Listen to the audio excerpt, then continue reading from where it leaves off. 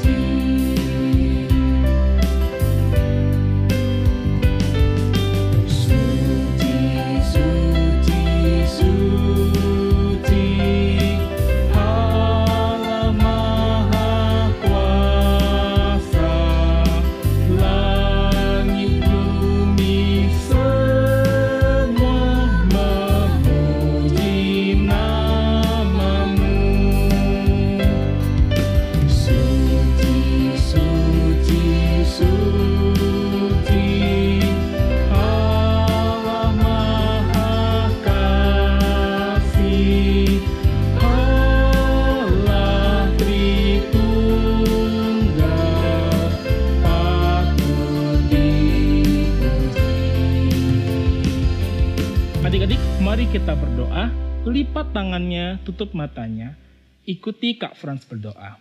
Tuhan Yesus, sekarang kami mau ibadah. Tuhan sertai ibadah kami dari awal sampai selesai. Dalam nama Tuhan Yesus, kami berdoa. Amin.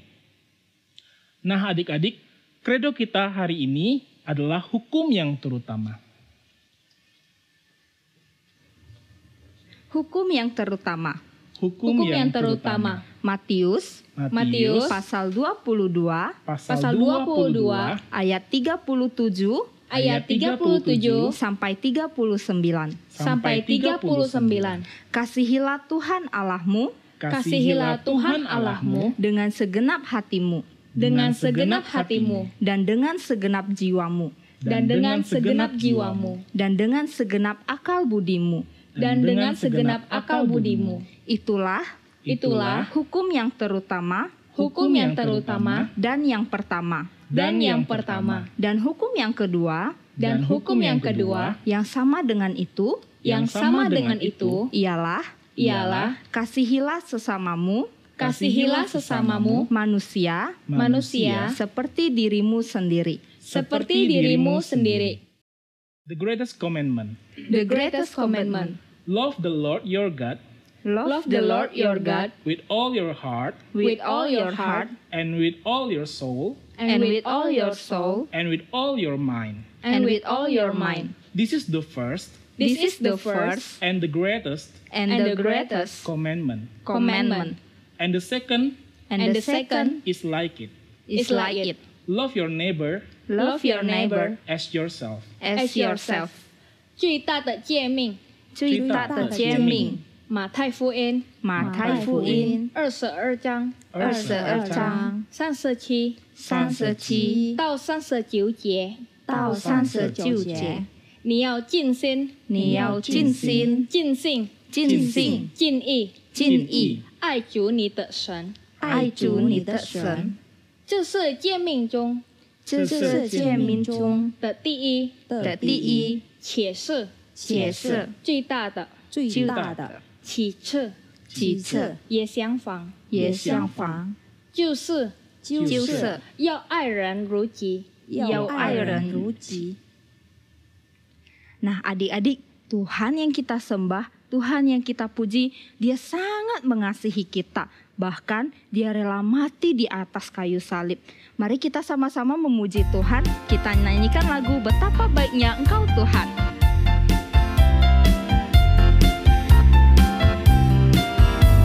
Betapa baiknya Engkau Tuhan, kasih-Mu tiada berkesudahan.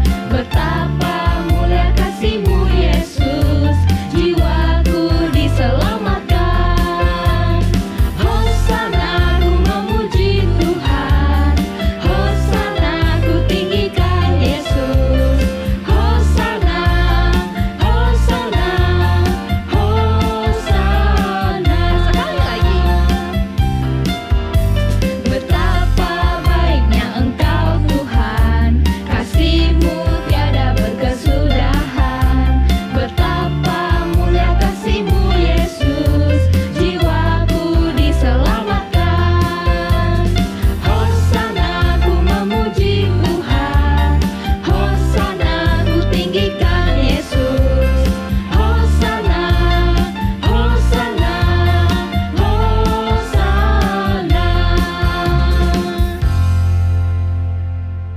因为主耶稣爱我， Karena Yesus cinta saya, 耶稣爱你， Yesus cinta kamu, 耶稣爱他， Yesus cinta dia.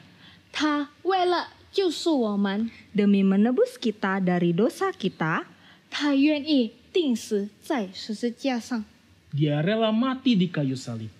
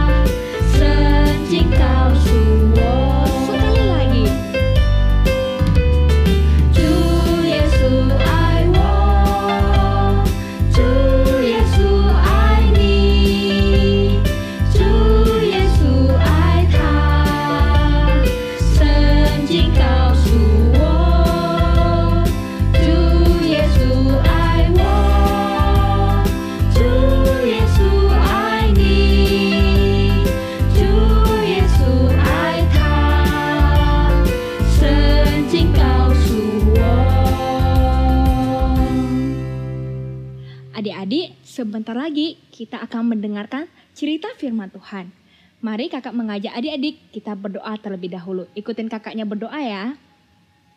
Tuhan Yesus, sebentar lagi kami akan mendengarkan firman Tuhan. Tuhan, tolong kami, siapkan hati kami, pikiran kami, bisa mendengar, dan mengerti, firman Tuhan.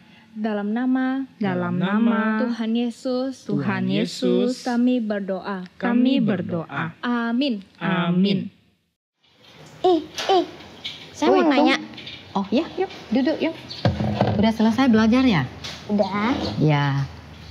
Apa sih yang terjadi setelah Adam dan Hawa memakan buah? Nah, setelah Adam dan Hawa makan buah dari pohon yang terlarang itu, mata mereka itu terbuka. Nah, mereka mulai merasa takut karena mereka merasakan malu. Rupanya mereka baru tahu mereka itu nggak pakai baju, mereka telanjang. Maka mereka cepat sembunyi. Jadi mereka tidak langsung mati. Berarti ular benar dong, Kak? Pertanyaan yang bagus. Nah, mereka itu memang tidak langsung mati secara fisik.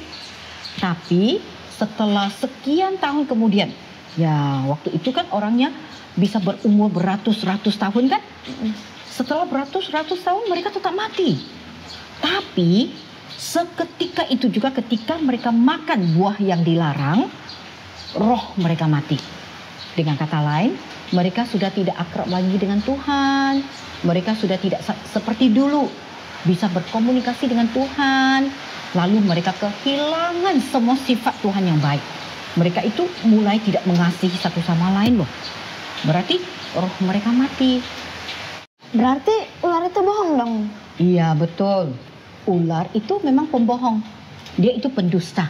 Firman Tuhan berkata bahwa dia adalah bapa segala dusta. Berarti apa yang disampaikan kepada Adam dan Hawa itu hanya sedikit aja benarnya. Berarti sebagian besar kebenaran dia tutupi. Nah, maka kenapa Adam dan Hawa itu bisa terjebak? Saya jangan pengen lihat apa sih yang terjadi. Boleh? Yuk, kita lihat sama-sama ya.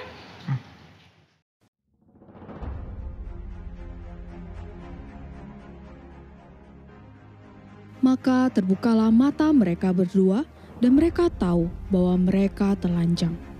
Lalu mereka menyemat daun pohon ara dan membuat cawat.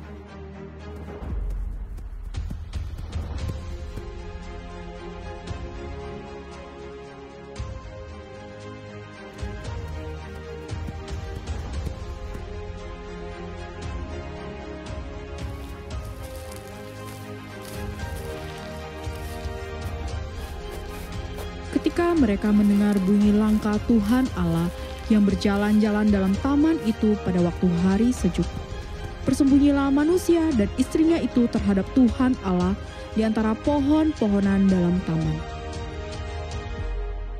Tetapi Tuhan Allah memanggil manusia itu dan berfirman kepadanya, Adam, di manakah engkau? Aku di sini. Aku mendengar bahwa engkau ada di dalam taman ini. Aku takut. Aku telanjang. Aku sembunyi. Siapakah yang memberitahukan kepadamu bahwa engkau telanjang? Apakah engkau makan dari buah pohon yang kularang engkau makan itu? Perempuan itu yang kau tempatkan di sisiku. Dia memberi aku buah dari pohon itu. Maka ku makan. Apakah yang telah kau perbuat ini, hai perempuan? ular yang memperdayakan aku, maka aku makan. Karena engkau berbuat demikian, terkutuklah engkau di antara segala ternak dan di antara segala binatang hutan. Dengan perut mula engkau akan menjalar, dan debu tanahlah akan kau makan seumur hidupmu. Aku akan mengadakan permusuhan antara engkau dan perempuan ini, antara keturunanmu dan keturunannya. Keturunannya akan meremukkan kepalamu, dan engkau akan meremukkan tumitnya. Susah payahmu waktu mengandung akan kubuat sangat banyak. Dengan kesakitan engkau akan melahirkan anakmu. Namun engkau akan birahi kepada suamimu dan ia akan berkuasa atasmu.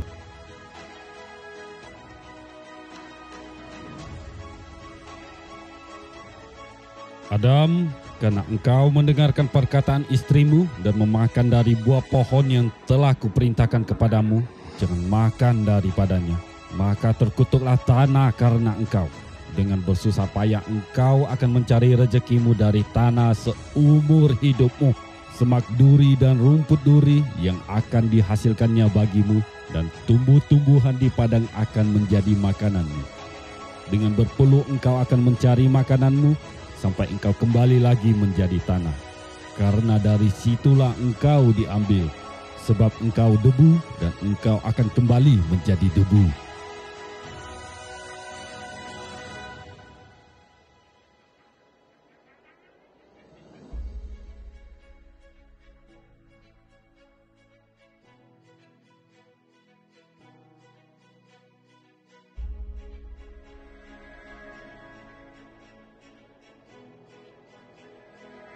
istriku, kamu kuberi nama Hawa, sebab kamu yang menjadi ibu semua yang hidup. Dan Tuhan Allah membuat pakaian dari kulit binatang untuk manusia dan untuk istrinya itu, lalu mengenakannya kepada mereka.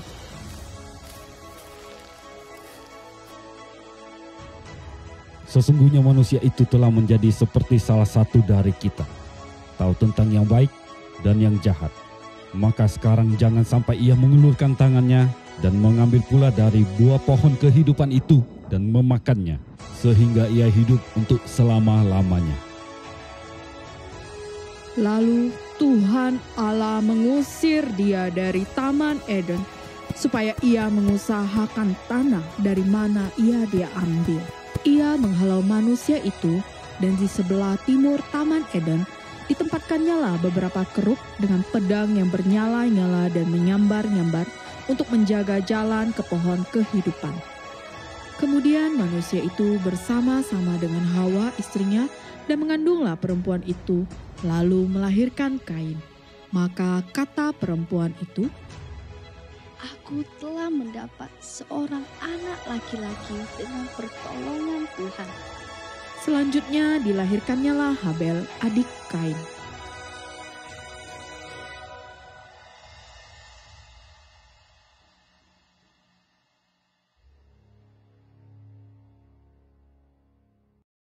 Anak-anak, kita sudah melihat bagaimana akibatnya ketika Adam dan Hawa itu jatuh dalam dosa.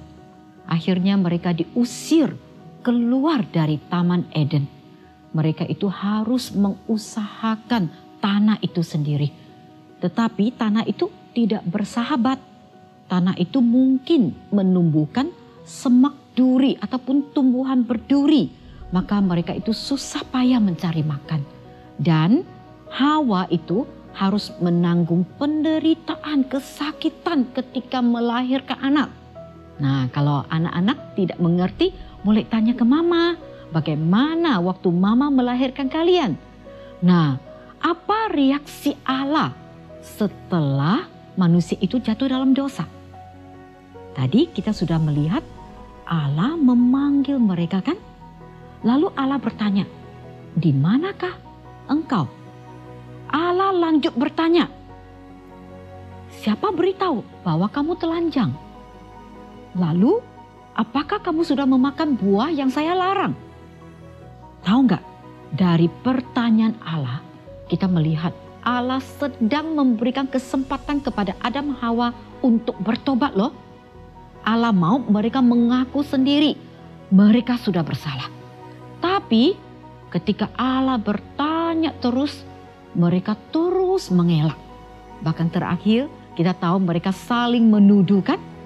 Nah, betapa sedihnya ya ketika manusia itu melanggar perintah Allah. Mereka jatuh dalam dosa. Yang awalnya mereka tidak tahu apa itu dosa. Tapi saat ini ketika mereka tidak taat, mereka tahu rupanya mereka sudah bersalah. Dan mereka menghindari untuk mengakui. Mereka itu tidak mau berhadapan dengan Tuhan. Mereka itu menanggung segala hukuman. Tapi anak-anak ingat ya, Allah tidak mengutuki manusia.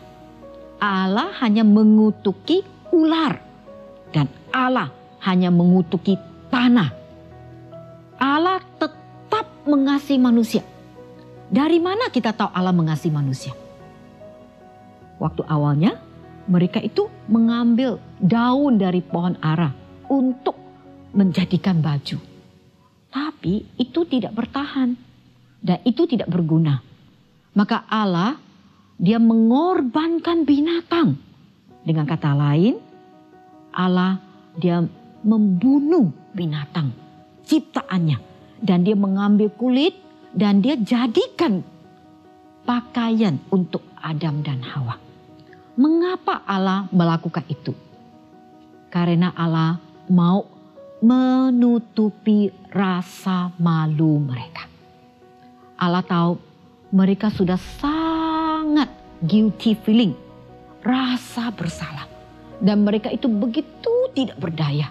Bahkan mereka itu tidak bisa lagi tinggal di Taman Eden yang begitu bagus. Mereka harus mengusahakan taman di luar dari Eden. Mereka begitu menderita. Tapi Allah tidak pernah lepas tangan.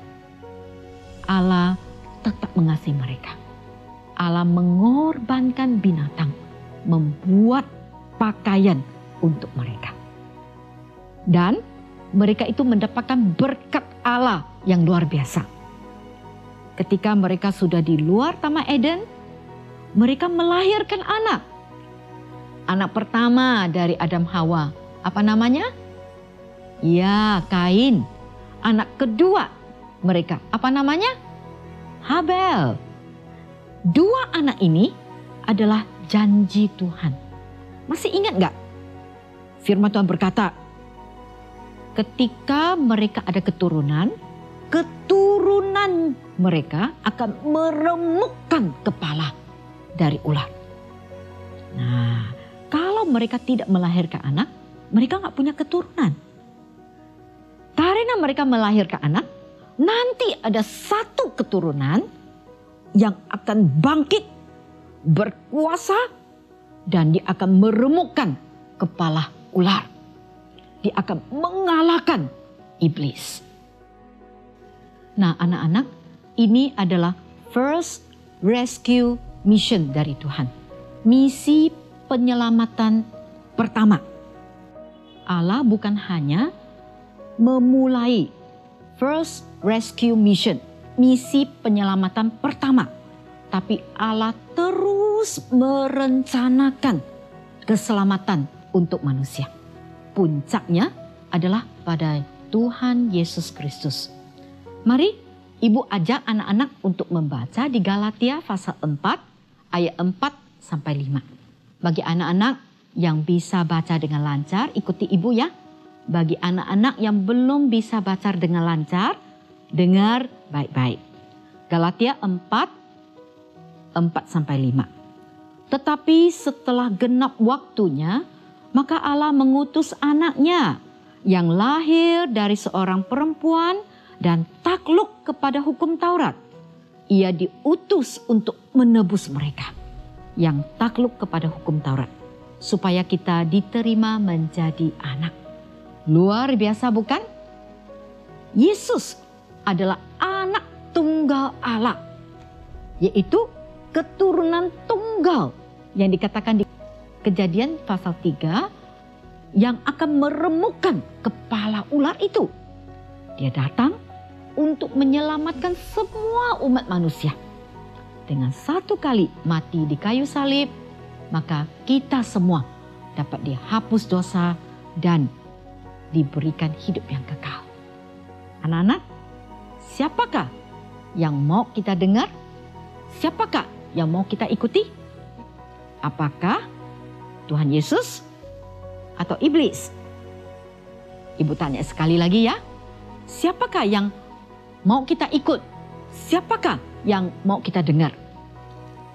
Tuhan Yesus atau iblis? Yuk, jawabnya di depan layar. Ya, Ibu lihat pasti anak-anak sudah tahu. Jempol yang kita pilih, betul? Ya, betul.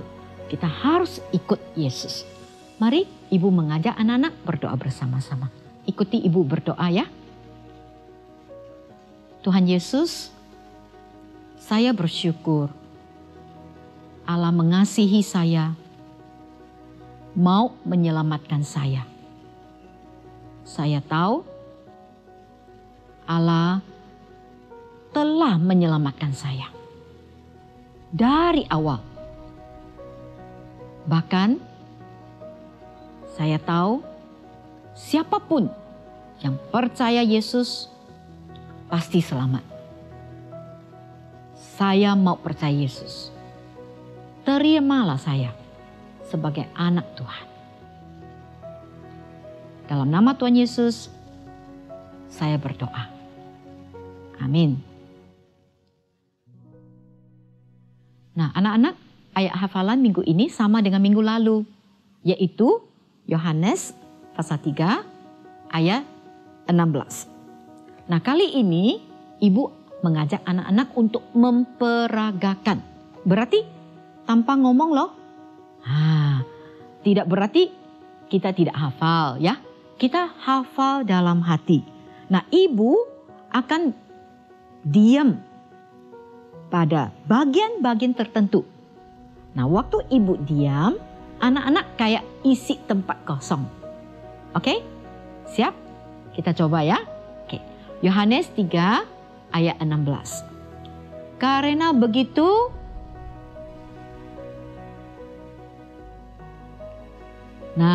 dapatkan besar kasih Allah. Oke. Sekarang yang benarannya Yohanes 3:16. Karena begitu akan ini sehingga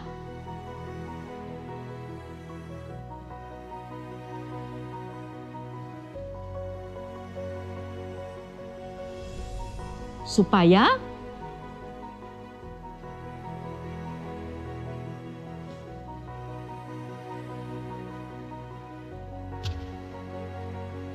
melainkan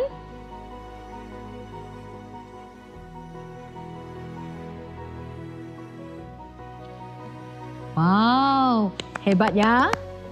Nah, untuk anak kecil, ibu mengajak kita kembali menghafal ya. Oke, ibu akan sambil hafal, sambil memperagakan. Ikuti ya. Yohanes 3:16. Kasih Allah besar. Ia mengaruniakan anaknya yang tunggal. Setiap orang yang percaya kepadanya ada hidup kekal. Bagus sekali. Nanti anak-anak ulang sendiri ya. Adik-adik, kakak mau mengilustrasikan hubungan kita dengan Tuhan. Hubungan kita dengan Tuhan seperti tali ini. Hubungan kita begitu harmonis ketika Tuhan memanggil kita. Jenis. Kak Jenis mendengar. Ketika kita memanggil Tuhan, Tuhan juga mendengar. Tetapi karena manusia tidak taat kepada Tuhan, akhirnya manusia pun jatuh ke dalam dosa. Dan dosa itu memutus hubungan kita dengan Tuhan. Dan dosa mengikat hidup manusia.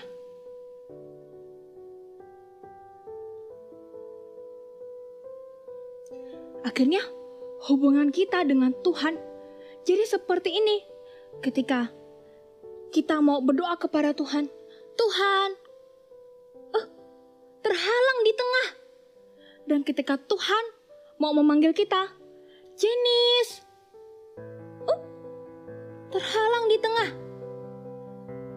Hubungan kita dengan Tuhan terhalang oleh dosa. Bagaimana caranya menghapus dosa ini? Hanya oleh darah Yesus Kristus. Yesus Kristus rela mati di kayu salib demi menebus kita. Dan siapa yang percaya kepadanya dan mengaku dosa, dosanya akan dihapus. Dan hubungan kita dengan Tuhan kembali berdamai. Kita memanggil Tuhan, Tuhan bisa mendengar. Dan ketika Tuhan memanggil kita, Jenis, kita bisa mendengar. Hanya oleh darah Yesus, dosa dapat dihapus.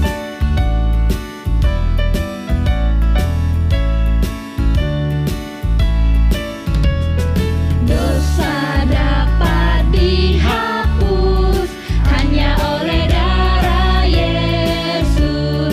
Jiwa dapat ditebus hanya oleh darah Yesus. Oh, darah yang kudus, darah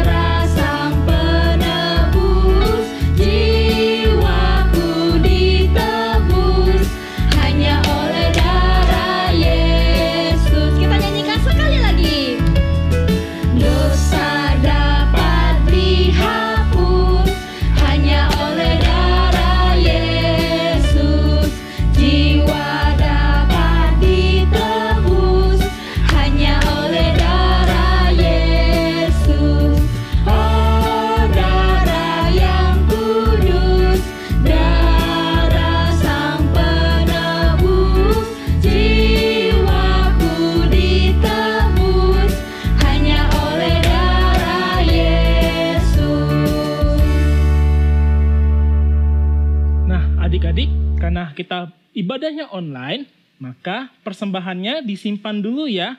Nanti kalau kita sudah beribadah bersama-sama kembali di gereja, persembahannya dibawa dan dipersembahkan.